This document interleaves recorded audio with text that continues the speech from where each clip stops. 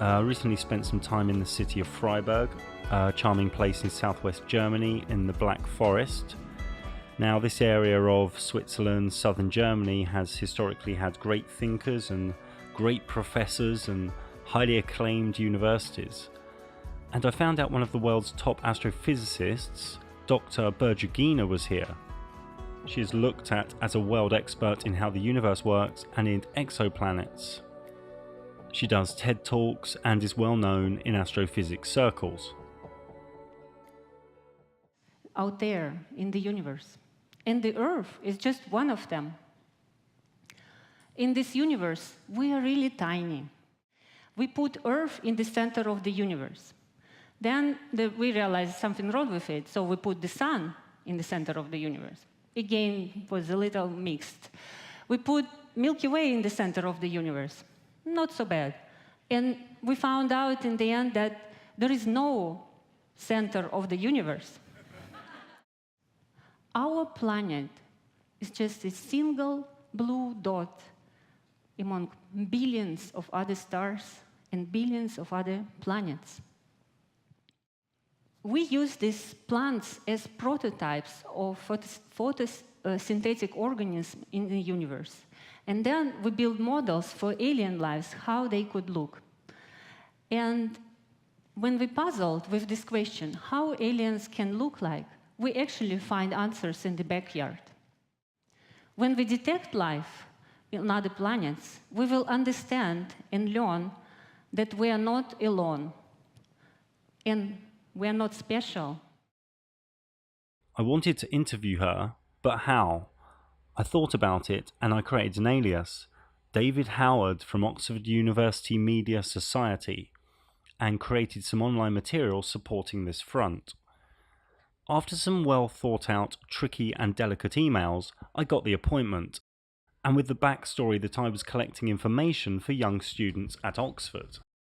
As I waited in the lobby of this advanced university astrophysics centre, I could see that this was a business, with funding, hierarchy, secretaries, etc. Now, before we get into the interview, for those new to the channel, know that gravity is just a theory, and my blog in 2015 explained the errors with gravity, and that it can be explained away by density and buoyancy. This blog had over 50,000 views, with not one person debunking it. Also worth knowing is that in 1931, a book called 100 Authors Against Einstein was published in German, and is in the description. This shows 100 scientists stating Einstein was leading science into pseudo-mysticism, abstraction, and speculation. It was crushed by mainstream science. Also know of the Dunning-Kruger effect, a cognitive bias in which experts mistakenly assess their cognitive ability as greater than it is. It's related to the cognitive bias of illusory superiority, and also comes from the inability of people to recognize these experts' lack of ability. Obviously, in this interview I couldn't say what I really wanted to early on, as I didn't want her to walk out. I wanted her to cover more subjects and get more answers. So take a seat and buckle up, and this gets more interesting as it continues, and presents a big key, one the truth community has needed for a while. Okay, let's play. Yeah. Okay. And this doesn't go to unedited somewhere. You will edit this? Yeah, somehow? sure. You can swear or go to the toilet or whatever, it's fine. Okay. Sure. Hello, Dr. Berdyugina. If you could just spend 1 minute or 30 seconds explaining who you are and what you've done. Yeah, so I grown up in Russia. I fell in love with astronomy, first with physics and then with astronomy. And I realized that I want to understand the universe. I cannot live on Earth without knowing what's above my head. I just felt like I need to know. I went to the university, studied astrophysics and mathematics, lots of programming, because when we were studying astronomy, we were told that astronomy is not just science by itself, it's very interdisciplinary. So to be an astronomer or astrophysicist, you need to know physics, mathematics, programming, and I must tell right now, lots of social skills. Yeah, sure. Great. I've got a few questions for you, mainly going to go to teenagers. They're probably questions you don't hear often, or you probably heard when you were a lot younger. The first one I'm going to ask is, it is said that a spinning atmosphere has no border, there's no physical border between spinning atmosphere and the vacuum, and the atmosphere gets less pressured and becomes the vacuum of space. At what altitude would you say that the atmosphere stops spinning? So gravity, they say, pulls the air molecules to the Earth, but there's still some atmosphere molecules higher up. Yes. At what altitude would you say these atmospheric molecules stop spinning? Well, this is, I would formulate this question that, yes, okay. So the atmosphere spinning and gravitation forces for molecules, these are two kind of different, let's say, forces, yeah? So the spinning allows molecules to escape, actually, at certain heights, yeah? Okay. So they can spin and escape at some point. They escape through collisions also. There's the additional forces, they collide. So they collide with each other, or yeah, with parts of the vacuum? With each other. Okay. So in order to understand when the atmosphere ends, kind of, yeah,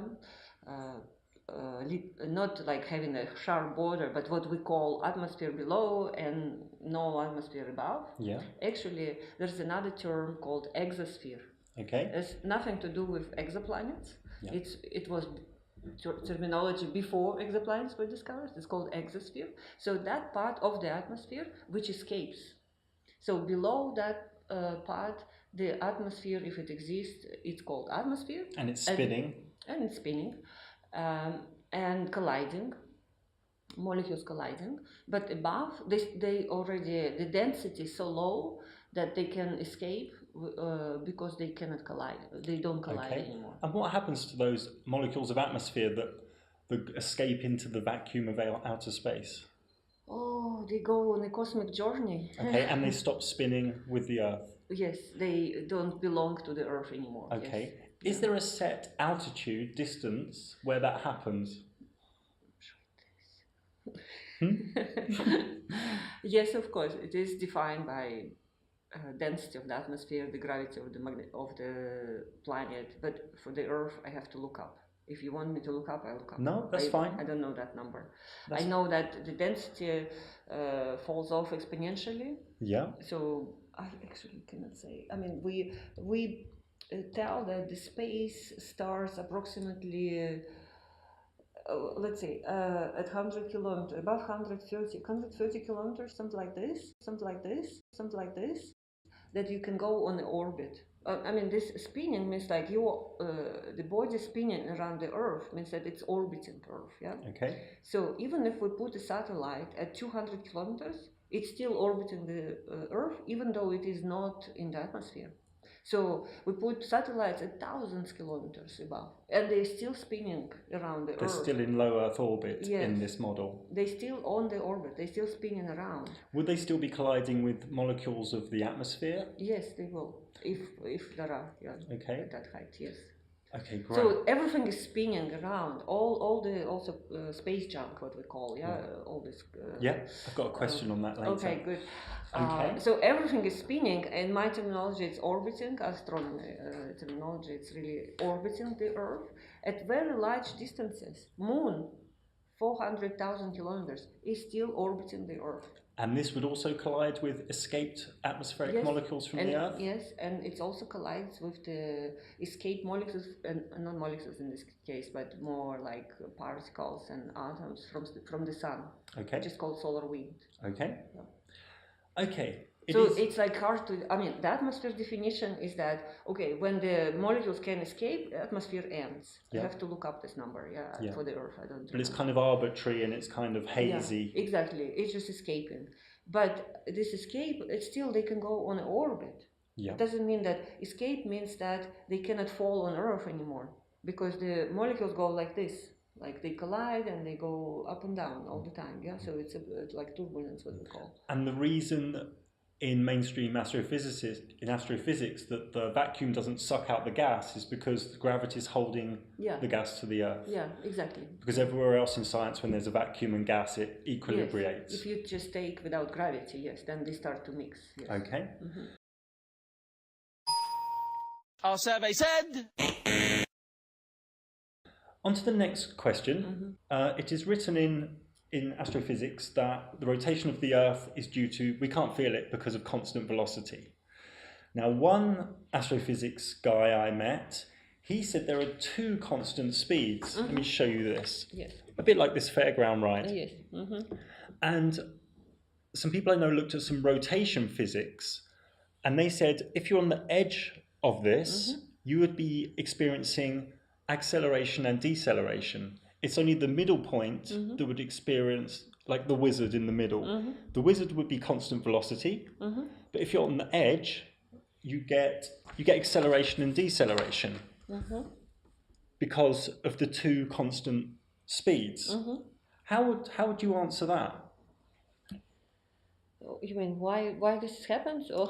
Well, surely with the rotation of the Earth, and because it's going around the sun at 66,000 miles an hour, we'd be experiencing deceleration and acceleration. So think of this fairground ride. Pick one human being. So pretend that's the Earth. So you want to include all the velocities involved, also Earth just two. rotation? The Earth rotation on its axis, 1,000 miles an hour, and 66,000 miles an hour around the sun. If you're on the edge of this sphere, like a human being, you would surely be experiencing deceleration and acceleration. Exactly. How does astrophysics at your level explain that? Well, it's gravitational forces. So one gravitational force you have towards the Earth center. So this is gravity of Earth, and that what holds Earth together. And when it rotates, you experience this acceleration on the edge of the Earth and the gravity towards the Earth. But when the Earth goes around the Sun, there is gravitational force towards the center of the Sun. So two gravitational forces produce this effect of acceleration and deceleration combination. Bingo! Yahtzee! Is that your final answer? Our survey says. But wouldn't that mean we're not at a constant velocity, so humans should feel the rotation of the Earth?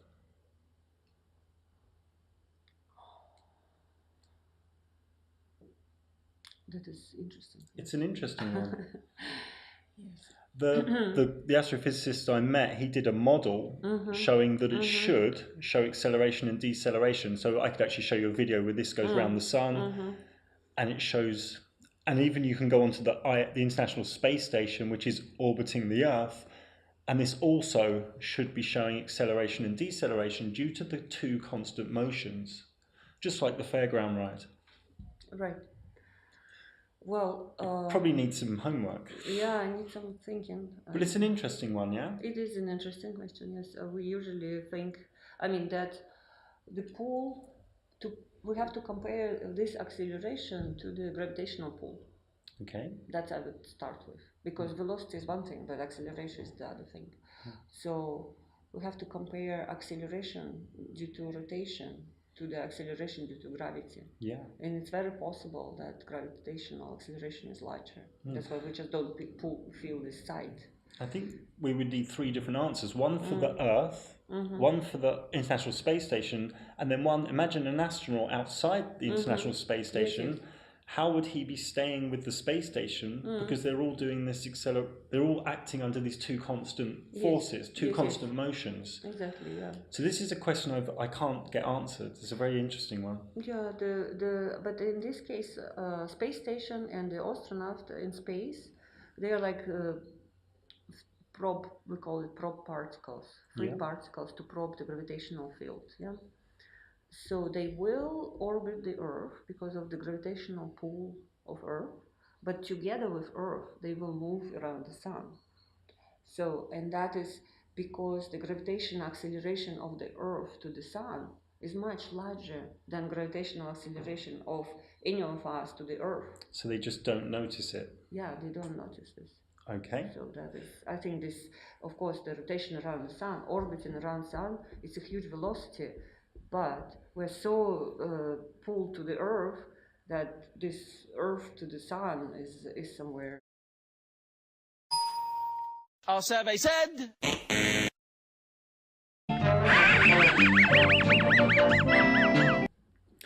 Yeah. In the 1700s, on the same theme, James Bradley did an experiment which was redone in 1871 by a G. Airy. Obviously, this is a long time ago. And also the Michelson-Morley experiment in 1887. All these detected no rotation of the Earth. It's a bit of a silly question. No, they detected no ether. No ether. Yeah, this is. I've read this. Yes, no motion of the Earth with respect to the sky. Motionless ether. That's the measurement. So they disprove that there is ether. Okay. Yeah, this could be interpreted in many ways. So what scientific method, instrumentation or experiment would you say proves the Earth is rotating? What would be your first, number one best proof if you were doing a lecture? That we see sunsets and sunrises. Okay. Moonsets and moonrises, yes.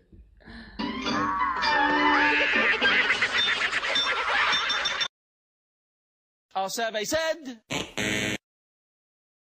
This is the first, we see sky moving, basically, yeah? So. But, obviously back in the old days, they would say the sky's moving. Yes. Yeah. So, but now we know this is if we understood that we are humans, not us. Humans are not in the center of the universe, if you take this Aristotle system, we are in the center of the universe. It's funny because the Planck probe in 2013 did say we are the center of the universe. I don't know if you ever studied that experiment. Yes, Planck, I don't know why they said it. It's like we're in the center. Yes, that's, I want to tell this. So sure, okay. Aristotle said, okay, we're in the center of the universe, Earth, and everything around rotates. Yeah. Then Galileo and Copernicus and Kepler, they said, no, there's the sun in the center of the universe. Yeah. Then Hubble came 100 years ago, said that, we see that all galaxies are moving away from us. Doesn't mean that we're really in the center of the universe. Yeah. But then later we found out that space expands. Einstein said that no, the galaxy is moving fine, but it's not that because we're in the center of the universe. It's because space expands at every point of the universe. So every point of the universe could be wherever you were in the universe. You would see that everything expands from you. So you would always feel I am in the center. Let's go on to gravity. This is probably come across as a very obscure question. So these people said to me, gravity is strong enough to hold boats and cargo and cars to a spinning ball, but yet it's not strong enough to pull the butterfly down or these small areas of these dead flowers. How would you answer that? This is the buoyancy. Yeah. So when it's the same question, how can we swim in water? So why don't you fall to the bottom of the swimming pool? Buoyancy. It's buoyancy. But then couldn't gravity be explained away? Because gravity is a theory, yes? It's a worldwide agreed theory. It's not, I don't think anyone's got the graviton. It's a theory, but it's very well tested and very well confirmed. Even though we don't see graviton, it's still very well tested. Yes. Could gravity be explained away with density and buoyancy? It's not gravity. I said it's buoyancy. It's combination of buoyancy and gravity. Back to the butterfly. Yes. Yeah. So you swim in a swimming pool or ship on the water. You have two forces again. So in every physics study, this for students, they need to take all forces into account, which are essential. So in this case, one goes down, gravity, and one goes up, is buoyancy. And you can swim when on the surface. When at the surface, these two forces are equal. So if you go down, gravity will be stronger, but buoyancy also will be stronger. So then you can float. How does that affect the dead part of the flower? It's the same. Atmosphere is the same as a swimming pool. There is atmospheric buoyancy. Okay. So it's the same for light creatures like butterflies and dandelion.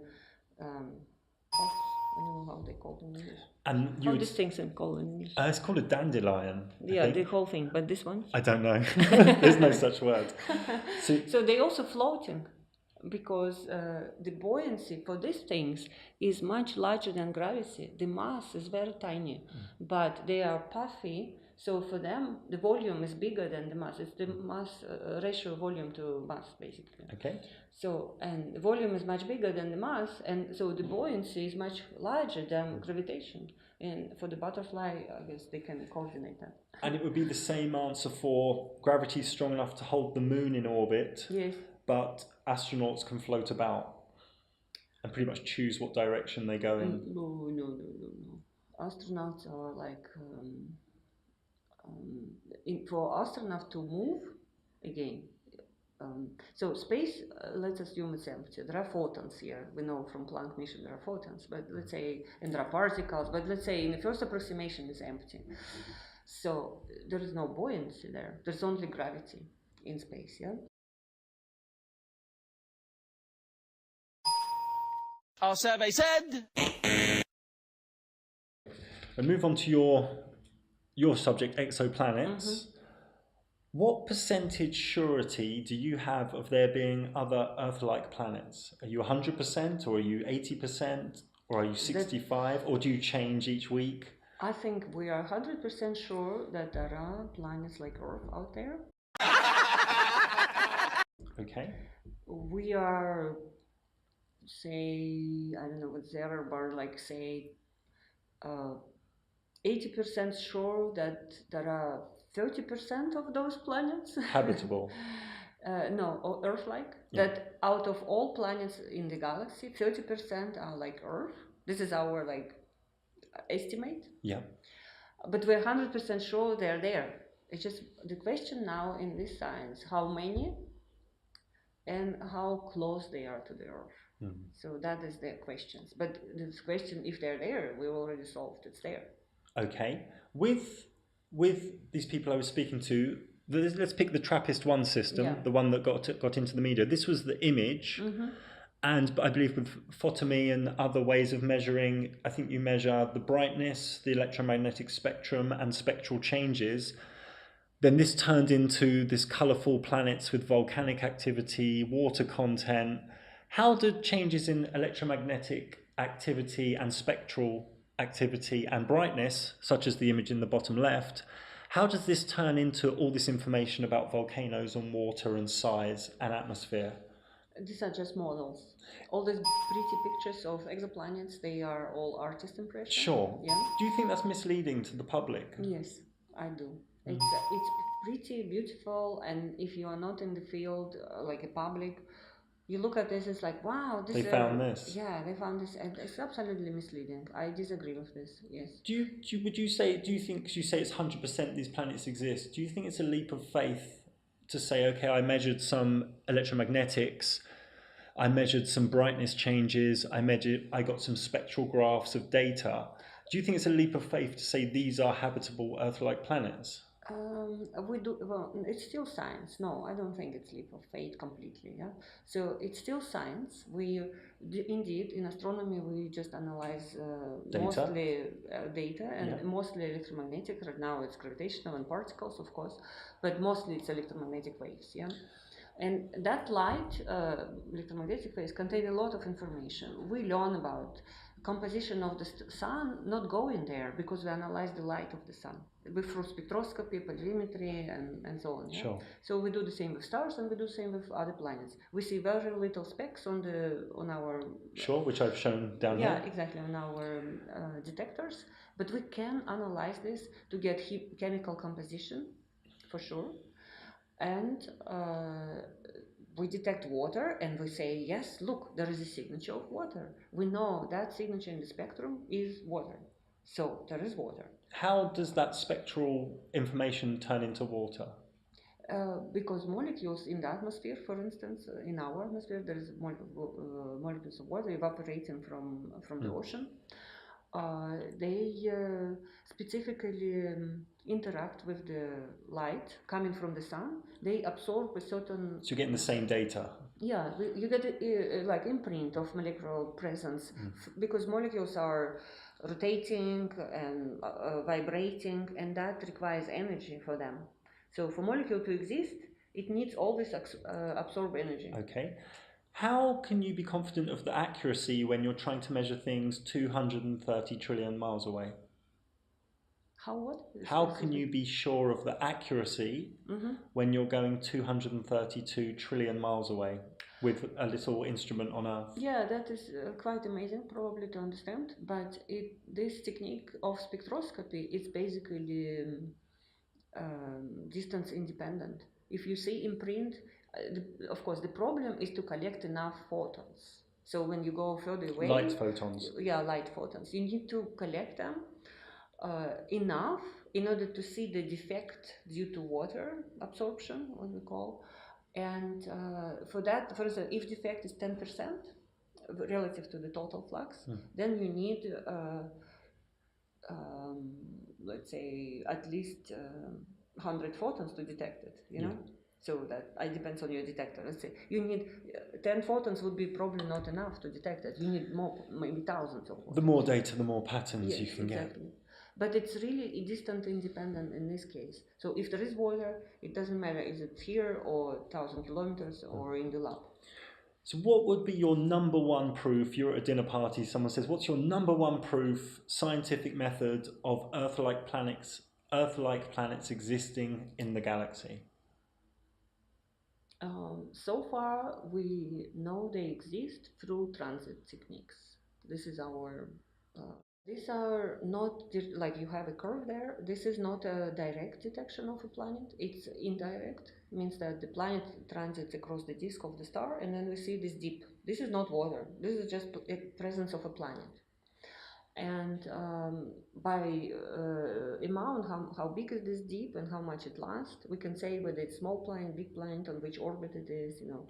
And through that we know that there are these kind of small planets, yes. Okay, great. I have a couple of questions about the moon. I'm sure this is just an error with NASA. This is a famous image called Earthrise, but there's a problem with it because the Earth's too small. Okay, moon viewed from Earth is this size, and Earth viewed from moon should be a lot bigger. Well, the moon size also changes through month and through years. Because orbit of the apogee, perigee. Yes, orbit of the moon is not exactly circular. Sure, but the Earth should still be a lot bigger than it is in that very famous image. I didn't compare it, but we have to, I mean, in principle, one has to calculate what was exactly distance at that time of the picture, and then calculate the size of the Earth from that distance, angular, and then... I've had some physicists do the maths on it, and they said it is a big error. I see. It's very interesting. Yeah. Well, this is like to the stories. Maybe they were not there.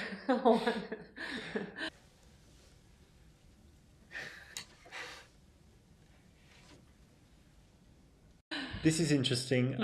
Some people I know were measuring the moon. They're interested in space and the sky. The moon was photographed at the same time in Australia and Florida. How would that be possible? How's that possible? Okay. And this can be repeated in different sides of the globe, shall we say? Yeah. Well, they are definitely upside down, so that's... It's rotated, yes, yeah. You can, I mean, with respect to each other. But the same phase. Well, it's the same phase, yes. Why should it be different? Because the phase of the moon depends on the sun. Because one of these locations shouldn't be able to see it. So on the globe, say the moon's here in Florida, the guy in Queensland shouldn't really be able to see it. Well, this is a full moon, close to the full moon. Close to full moon. So this means that there is an angle at which it's seen. So full moon means that the Earth, opposite. Yeah, the moon is opposite to the sun. Yeah. But still, with the globe, with the Earth being a globe, it shouldn't be able to see them both at the same time. And this is being repeated. This is an anomaly that some people can't work out. If somebody does it, so it's possible. For me, it's like this, you know. You cannot say me impossible if somebody does it. Sure. So then I say it's possible, and then you can ask why it is possible. Then I do calculations. Yeah. So I would say you cannot argue. If this is not a fake news. I can verify this. You know, if it's not a fake news, yeah. then you have to say, okay, interesting, it's possible. I would like to understand why, and then maybe it's possible only a few times a year. You know, It could be done daily. Daily, okay. Even then, with just after new moon. Then it's fine. You know, then it means that moon is far enough from Earth that in a close to the full moon, yeah, you can see it like from the front and from the edge. But in the model, there's a model software called Celestia. Yeah. Yeah, you know Celestia? I don't know. Yeah, there are many. It's a mod. Yeah, there's many. Yeah, It's a 3D model of the solar Yeah, system. When you put this date and time in, you shouldn't be able to see the moon from both places. So there's a problem somewhere. So probably model is wrong. I'd say. This is for me, as a scientist, we're always like, okay, there's a puzzle, there's observation, which is true data, and there's a model which cannot confirm the data. Then I'm sorry, the model is wrong. So you would say direct experience is the king. yes, absolutely. I agree with you. Absolutely. Yeah, I totally agree with you. If this is possible, like you, The data has to match. Yeah, the then the model is observation. wrong. Then your program probably Because that's science. Yeah, exactly. Yeah. Okay, with the moon, it does this other strange thing. On a solar eclipse, you know where Yes. coincidentally the sun and moon appear the same size, which we're saying is a coincidence, yeah? The moon does a shadow on the Earth, yeah? Now this shadow is 100 miles wide. Yeah. This is the only phenomena in our experience here in this reality where the shade is smaller than the object casting it. So you can do 1 million experiments with shadows. The shadow's never smaller than the object casting it. And here we have the moon, it shrinks its shadow. The people I speak to just can't work out why this can be. It's something I can't get my head around either. Because it should be this is thousands of miles. This is a parallax. Yeah, so this shadow and the toy is long way from the light. Okay, the shadow is decreasing. No, it's not. It's always the same size. It can't go smaller than the object casting it. It says tiny shadow. This word here should really say same size shadow. Yes, it can. If you do it from the top, then the shadow is very small. There's another image somewhere. So think of sun and clouds. The clouds will always cast a shadow bigger or the same size as the cloud. There's no phenomena in this reality where, say my pen, can we get light? My pen, and the light comes on my pen, the shadow can never be smaller than the pen. Or my bottle. Say the sun's out today. Yeah, but look, if the sun in the zenith and you are standing under the sun, your shadow is much smaller than you because it's from the top. Okay, say the sun was right above my head, like the solar eclipse. Yeah. The shadow would not be smaller than my head. You with me? Yeah, the cross section. Yeah. It wouldn't go smaller than my head. So say I was 50 meters up in the sky, and the sun was right above my head, and it went on me. The shadow on the ground would be the same size or a little bit bigger. This is the only phenomena in our reality where something creates a shadow smaller. This is a problem. I don't think it's a problem. Maybe you caught me on a spot, but I have to think about it. Yeah, some of these questions are I don't solve every day. Sure. This is why I have to think about it. But this is science. This is why we question things. Absolutely. I mean, this is I don't think this is unexplained. I'm sure it is explained. I have to think about it. Yes. This is a quick question a friend wanted me to put in. He said, with the lunar lander, there's one rocket. How would that land with one rocket when the spacecraft is asymmetric? Like we haven't seen on Earth a craft landing. I mean, the SpaceX one they say lands, but that's very symmetrical. So it's a very asymmetric lunar lander. Yes. Surely we'd have seen that being tested on Earth, or we'd see things now. It's jumping. Yes. Did you see the movie of First Man? It's called. How he practiced, I mean, in the movie, he practiced landing on this. Okay. And it was jumping like hell, like this. And he said, I will practice until I make it, so it's probably some also human skill involved in there. Maybe a bit like when they did a manual docking with the ISS. Yeah, it's all, I mean, this Apollo 11, it's all manual.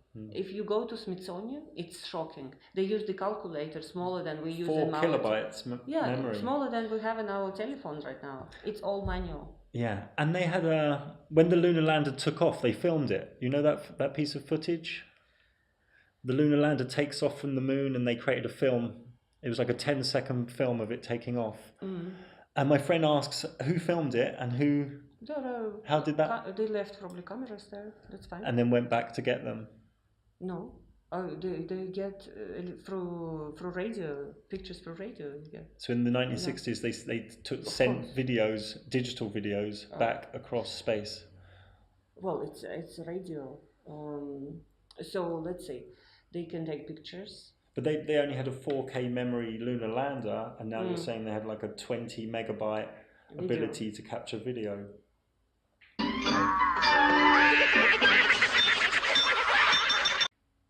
This is a strange one.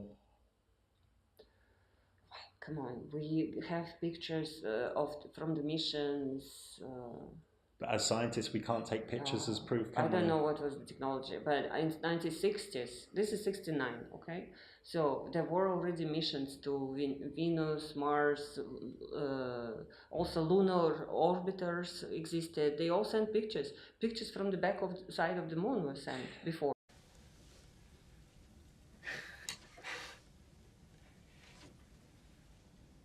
I, as an independent journalist, I can't use pictures as evidence, because we can watch a film, a science fiction film, and they've got great pictures of space. No, you know? no, come on. Pictures is data. Pictures is data. So of course you can fake pictures. In our time, 21st century is unique. We fake everything. So I don't think in 20th. Well, of course you can fake also all the times, or in 15th centuries as well. But if somebody, I mean, this is unethical again, yeah. So, I mean, first approach should be like, okay, you have picture, this is data. I look at it. Yeah. And if I have questions, I will ask, how did you get this data? Yeah. And the person who claims that this is a data, he has to provide all the materials. That's true. Prove that this is real data. That's true. And with the moon mission, they said 2 years ago they've lost all the data. You remember that? They said they've lost all the data.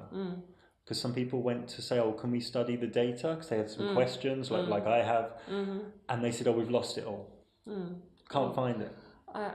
This is also, this is another force called government, okay? Things get a little shady sometimes. Yes. Sometimes governments want to hide things, we know this. And they can say we lost it instead of sharing them, for instance. I don't know. I looked at pictures of the lunar orbiter, for instance, of the surface of the moon, and there is clearly landing sites there. You can tell me that, oh, that picture was faked, and that's why when you look at the data, the landing site is there. You can tell it's possible, yeah, that somebody faked that. But it's also, then, of course, in this case, I can say, all right, some data faked. What can we trust here in this universe? You would say it's healthy to trust photos and images from bodies like NASA? Well, what can we trust then? I don't know. I mean, if we question everything, then we end up crazy, maybe. Yeah, we should hold on something, Yeah. And NASA, I think, safeguard its reputation. I would say, trying very hard. And all of us, all scientists do that, but when the government is involved, I don't know what happens. So that I can imagine that there are forces saying like, we don't want you to share this data, and then the scientists are constrained, and then you can call it unethical from our outsider point of view. But for those people who work there, this is maybe a threat of life, Sure. And so it's a controversial thing. Yeah, because NASA is a government agency. Yes, exactly. So I don't know what they hide. I cannot prove or disprove because I'm an outsider. Sure. Two questions about the space station. I think a year ago they had some cracked glass on the space station due to space debris. This was put all over the internet and mainstream media, but yet they still did spacewalks a week later. Would you think that's a bit dangerous to do if you're getting the screen cracked by space debris?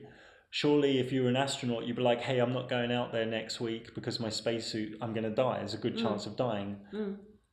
Well, this space debris is tracked is being tracked. Not everything is known, but there are telescopes on the ground which tracking these little specks in the space and calculating their orbits. There are catalogs of this space debris, and they are like not homogeneously distributed all over. There are like packs of them, like in that, remember the movie Gravity again, like they say, oh, it's coming, you know, like this is space debris from particular mission, and it's true that they are distributed unevenly. So there are some dangerous times and there are not so dangerous. Do you think they're just brave astronauts? Oh my God, it's another force. You have to do things, you know, it's your job. And of course, I'm sure the government takes all possible care that people are not damaged there. But if it's a job, you just do your job. Yeah. You given the order, you do your job. You know, well, I think this is military style. Yeah. Going on to something a bit interesting here. This is recognized all around the world as the spherical trigonometry of the curvature of the Earth, yeah? So, do you prefer kilometers or miles? I prefer kilometers. Okay. So, if we were to look, let's try and make this brighter. If we were to look 50 kilometers, there should be 195 meters below the curvature. It's 195 meters drop. Does that make sense? So if I walked in a straight line 50 kilometers, I would have dropped. Okay, because of the curvature. Because of the curvature of the Earth. This is, how much is that? 195 meters. Okay. Yeah? So for 20 kilometers, there will be 31 meters drop. Okay. This has been verified through universities and astrophysicists. What if I told you I knew some people who, over 4 years, have done about 50 to 100 experiments, and they can see lighthouses and have done laser tests over between 30 and 60 miles. So like a laser hits a mirror across a long lake, like Lake Constance, near Constance, near here, and seeing things like Chicago's skyline from across Lake Michigan from 50 miles away. And they factored in the height of the person and all the maths, and that these people actually cannot find the Earth's curvature. For instance, I didn't understand what they say. For instance, I have a video here. I just want to show you some tests. So this guy has done some tests. Where are they going to be further on? And there's many. Using the P900 camera. Have you heard of this camera? It's 86 times zoom, and it's only come out recently. These people have done tests over 10 kilometers, 20 kilometers, and they can see torches, mirrors, lasers, where they've done the maths, and it should be 10 meters below the curve or 20 meters below the curve. And this is getting really strange really quickly. He's saying here, he's done the maths, so I verified some of it, so this should be 21 feet below the curvature. This is only over 7.53 miles, so this is 10 kilometers, let's say. He's factored in the camera height, and there are curvature calculation tools, and he's seeing lasers and mirrors. And there are people I know, especially in America, who are doing loads of these tests, and they can't find this curvature. What would you say to these people? They have to take into account the height at which they stay. They are. And the height of the mirrors. They are. Even if it's 50 centimeters, they're putting that into their calculations. How do they measure the height of their own height on the Earth? They have to know it very precisely. If they want to measure 20 feet. Sure. What they do, they're actually generous. So say they set up a tripod at 1 meter, they actually put into the calculations 2 meters. No, I mean height, like relative height of you, because Earth is not really round, it has bumps. That's what I mean. How do you take bumps into account?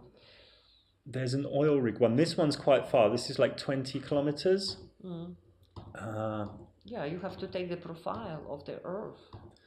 So you're saying saying they're just finding a. So this is really interesting. This is 3 oil rigs, and the furthest one is 26 miles away. You shouldn't be able to see it. I mean, we can say the Earth is flat in some places and more curved in others, but these guys have done so many tests. This is 26 miles away, and the horizon's behind it. Now, they say in mainstream physics the horizon's 12 miles away. With this new camera, the P900, they're seeing things 20, 30, 40 miles away. And this is getting pretty crazy. I don't know. This is again like the facts you bring. I don't know what these people doing. First of all, They're testing stuff with their eyes because they don't trust the governments. These people. Oh, Jesus Christ! I don't want even to talk about this. I'm sorry.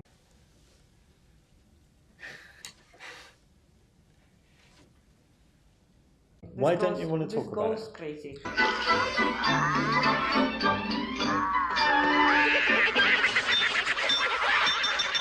But this is science, right? You're a scientist. No, you're a scientist. I don't accept this. How can you not accept it? It's right in front of you. The oil rig's 21 miles away. No, I don't. I want to have. This is a test. It's a scientific test. Who did this? Can I trust those people who published this picture? I'm verifying these people. I know these people. Well, okay, but this doesn't tell me anything. Okay, how about you and I go to the lake one day and we take a P900 camera and I'll show you something really, really fucking crazy. Well, again, there are forces in the universe, yeah? So there is atmosphere, you have to take refraction into account, you have to take geographical profile of the surface. It's not that, oh, I take a camera. You know, I have these people visiting me sometimes. But they're not doing it, but they're doing lasers as well. You know there's lasers that cost $2,000? I know. And there are people who've done 25 miles, 30 kilometers so tests. I can see mountains 40 kilometers away. Yeah, but they're high up. Why do you claim that this is not high up? Come on, you're smarter than this. Say you have a lake, 30 miles, water's, yeah? And you have a person here firing a laser, and you have a person here with a mirror. And why do you claim it's on the same... there should be curvature. With the official size of the Earth, there should be detectable curvature of about 30 meters in some cases, maybe more. And people can't find it. There are other things to be counted. Not only just claiming, oh, there's no curvature. You have to count shape of this thing where the water is, how it feels, what's the gravity there. The gravity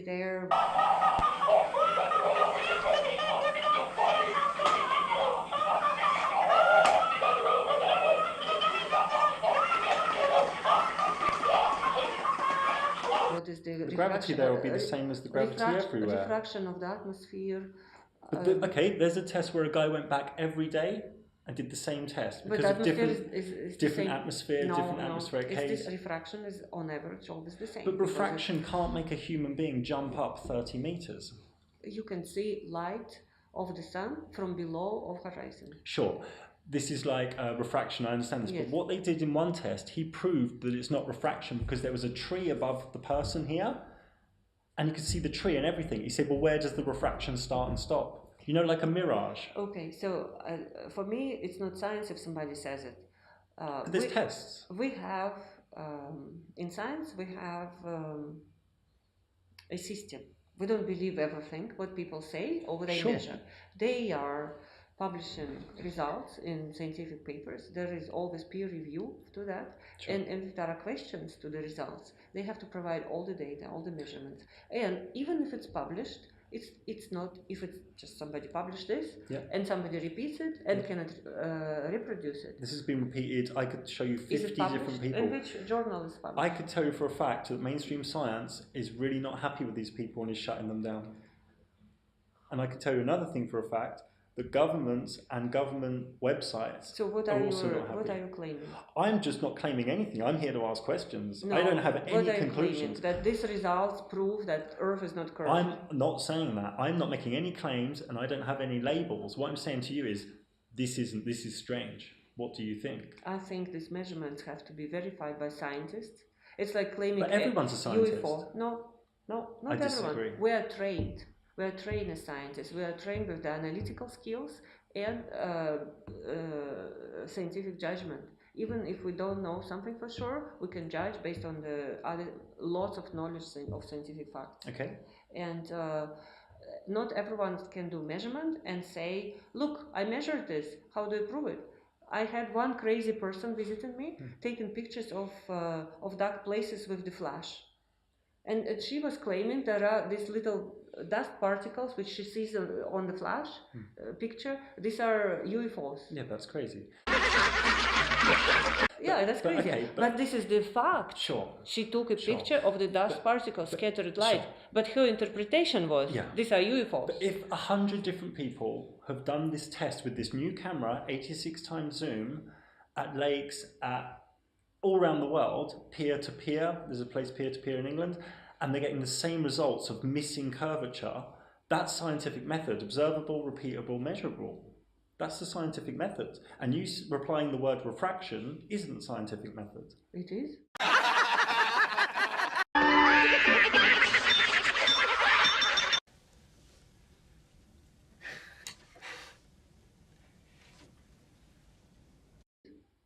Refraction? Well, where's your results that show refraction explains these tests away?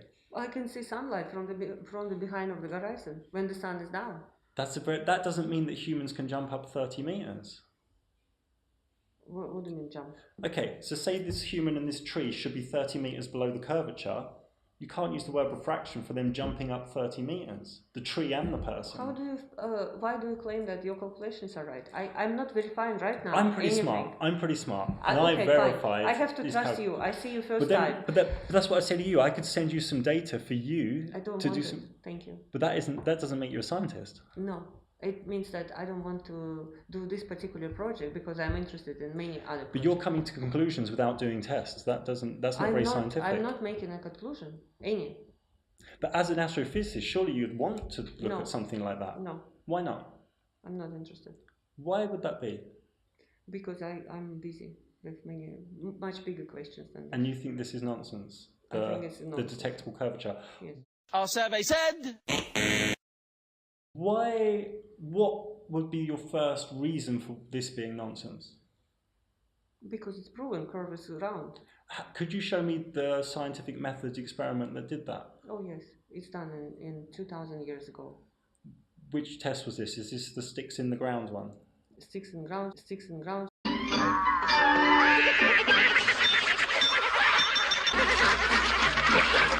Ships on the horizon. I could show you with this camera ships, they go over the curvature. I could show you them coming back. Okay. Reappearing. So it works? Huh? So it works in your case? What I'm saying is the human eye has a vanishing point in these tests. I'm not making any claims. I'm just trying to find things out. The human eye has a vanishing point. That's not curvature, it's the human eye's vanishing point. Ships go beyond the vanishing point and people say it's the curvature. I can prove to you today if you want, with this P900 camera, the ship comes back. I didn't understand that. Okay. It's okay, fine. I'm not going to talk to people who claim that Earth is flat.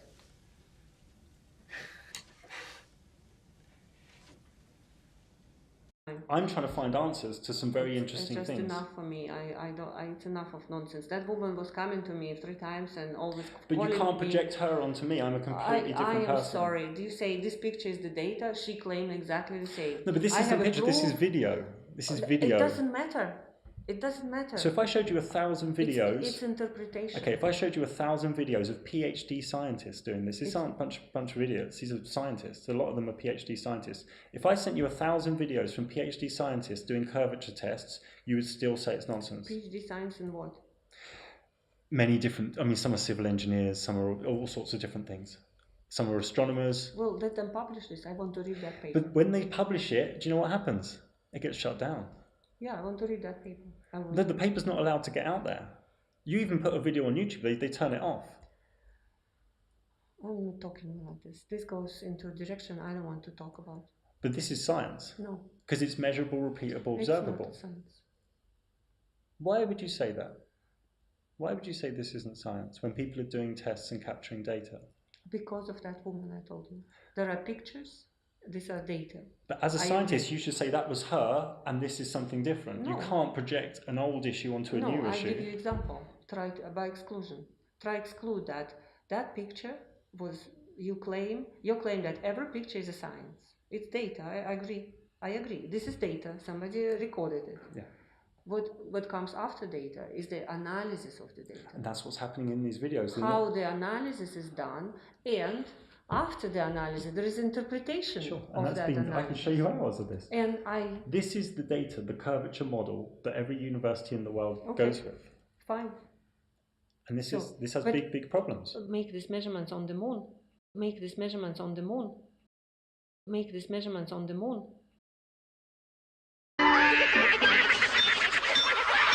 How would we And get you to will the be- moon? They said they lost the data recently. And you will, no, go to the moon yourself. Go to the moon yourself. But we can't go to the moon. Yeah, so what can I do? But NASA said that last year they can't go to the moon because they lost all the data. Well, sorry. We live on the planet with the water and the atmosphere and gravity and uneven shape. And if somebody measures something which doesn't fit exactly circle of the Earth, I'm sorry for this person, because this is idealistic model. You think they just got lucky and found a flat area? I don't know what, it's probably just whatever. It's randomness.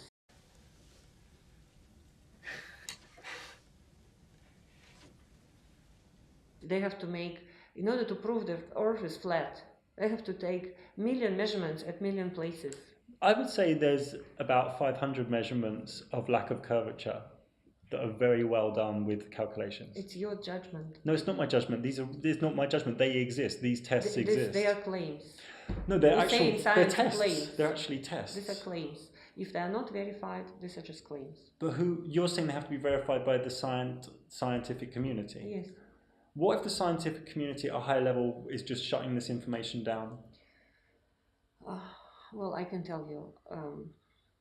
You can go and collect leaves, for instance, yeah, because it's interesting. It's biology. Yeah? You collect leaves, it's biology. You come to the biologist and you say, look, this leaf is a little different than this one. How would you explain this? And he says, well, it's just natural variations. I'm not interested in this. And you say, oh, you are a biologist and you're not interested in this interesting thing. Why this leaf is different from that? It's biology, it's science, and you're not interested. These aren't like different leaves. These are the same, different tests of the same thing coming with the same results. That's highly scientific. I should have asked your credentials before I talk to you. I'm sorry. Here she demanded that I stop the recording, as she was super flustered and angry. Now, before I tell you what happened, just remember what she said earlier in the interview. This is, for me, as a scientist, we're always like, okay, there's a puzzle, there's observation, which is true data, and there's a model which cannot confirm the data. And I'm sorry, the model is wrong. So you would say direct experience is the king. Yes. So she is a contradictory mess of a scientist. And this person is one of the world's top astrophysicists. It's laughable. And regarding the oil rig, I mean, in the words of Nathan Oakley, if you're a fundamentalist religious zealot, then that's not an oil rig at 26 miles. That would be a slightly looming non-standard refraction high in a holographic projection of an oil rig from behind the reified edge of a sphere based on an R value, turning the oil rig which seems to be there into an oil rig which is not actually there. That's what you have to assert if you are Professor Dr. Berdyugina, who is paid well to mind control young humans into thinking the same. So she then demanded that I delete the interview. So I secretly uploaded it to the cloud as I kept her talking and calmed her down. She then told me I would need written permission to publish this anywhere. I'm afraid that's not really WaykiWayki policy, as there's a bigger picture than her theoretical pseudoscience supported on the foundations of fragile egoistic arrogance. I could say to her that anyone mind-controlling mass groups of humans knowingly or unknowingly needs written permission from WaykiWayki, so it works both ways. I also do want to share my credentials.